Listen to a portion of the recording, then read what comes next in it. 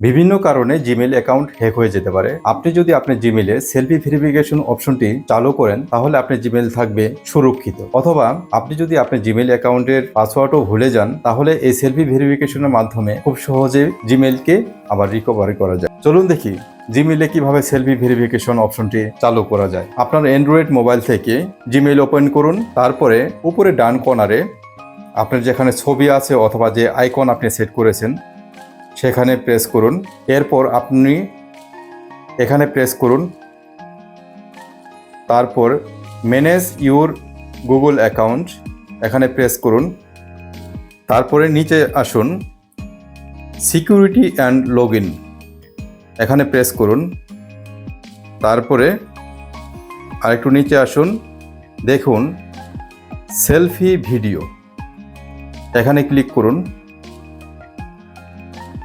আপনার মোবাইলে যদি পিনকোড অথবা প্যাটার্ন লক থাকে তাহলে লকটিকে আনলক করে দিন।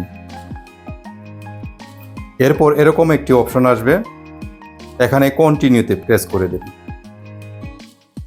এখানে অনেক লেখা আছে, টার্মস অ্যান্ড কন্ডিশন লেখা আছে, এগুলো যদি আপনার সময় থাকে পড়বেন।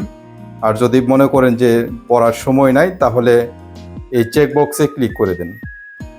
তারপরে আই এগ্রি এখানে ক্লিক করে দিন। তারপরে এরকম একটি অপশন আসবে, এখানে নেক্সট অপশনে চাপুন। Just a moment, tap start to begin start করে দিন। তারপর মাথা উপরে উঠান, ঠিক আছে, মাথা নিচু করুন, ঠিক আছে, লুক ফরওয়ার্ড, ভেরিফাইং হচ্ছে।